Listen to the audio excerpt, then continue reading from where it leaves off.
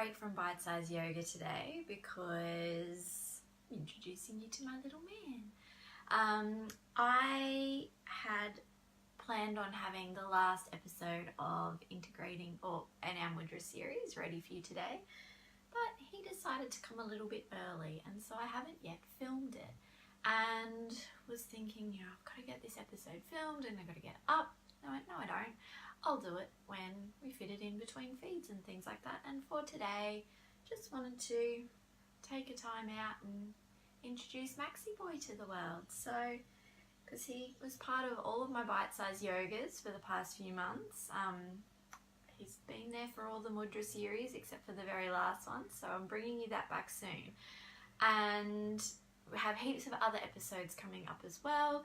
Just getting around to filming them all in between feeding and spending lots and lots of time staring at my little bundle of amazingness. So, and I guess I thought I'd jump on and share a little bit as well, just about how it all went and what happened, because he did come not early, but he was 2 weeks before his due date, which I sort of had a feeling that he was going to come a little bit earlier. And we had very little time to prepare for anything. Glad I had my birth plan, but it didn't really go much to plan. But that's okay, because I at least was informed and I knew what my choices were and what my options were. And I knew how to listen to my body, and that was the biggest thing.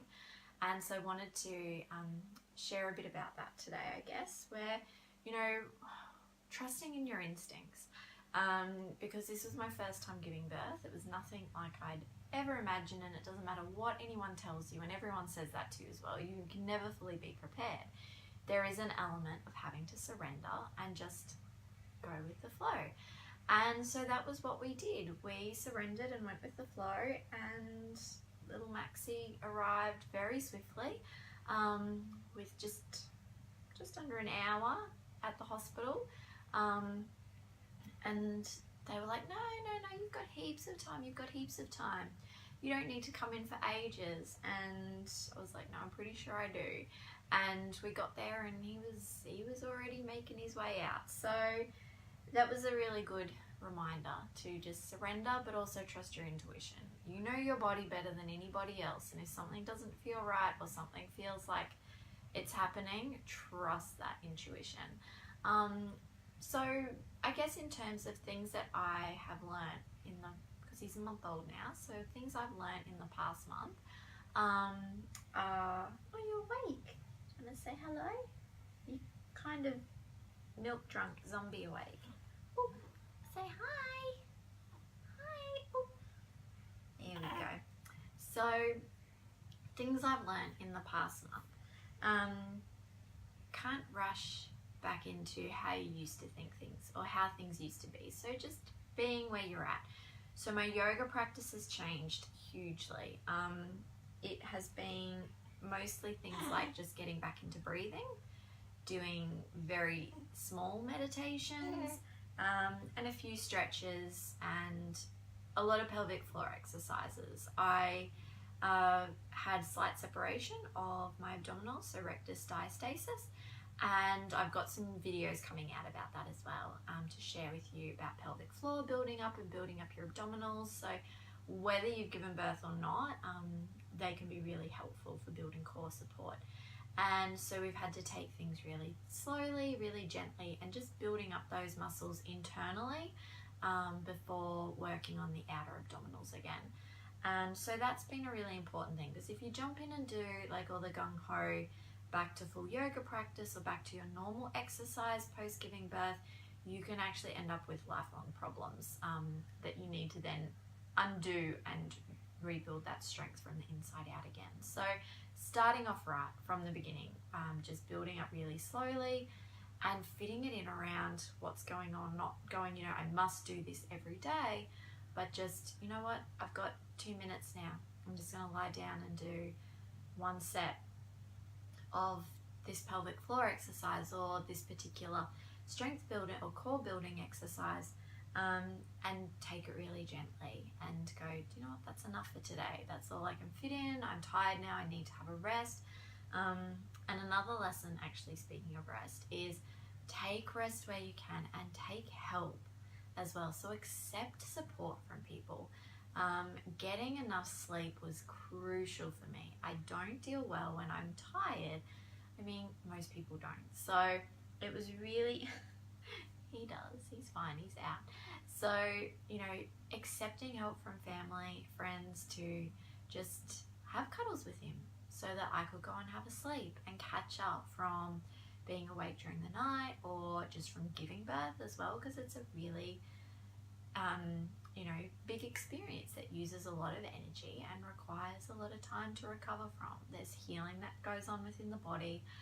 So allowing yourself space to do that and not feeling guilty for it, that you don't need to be everything and do everything. Let people cook your food. And if they want to gift that to you, you know, accept it with gratitude. It's so amazing that people, you know, offer that support too and that love to you. So don't shut that out. So those are just a few of my little lessons in this first month that we've had together in 4th trimester.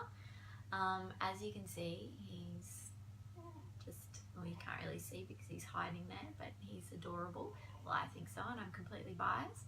And I'm really looking forward to getting back to yoga, but again, taking it really slowly. So classes will be starting back up in Beachmere in June, and we'll be playing it by ear just with how all of that rolls out. And so I'll have information about all of that coming out soon. And Bite Size Yoga will be back on Fridays from next week. But this week I'm going to share a oldie but a goodie, because do you know what?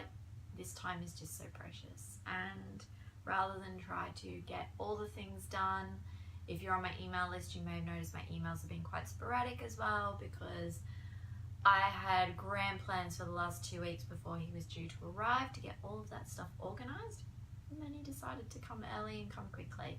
And so that's all right. That's, you know, we will get back to all of that. So if you're after some bite-sized yoga, go and check out the back catalogue, because on YouTube there's over, I think, about 50 videos now for bite-sized yoga. So heaps to choose from. Pick what you need today.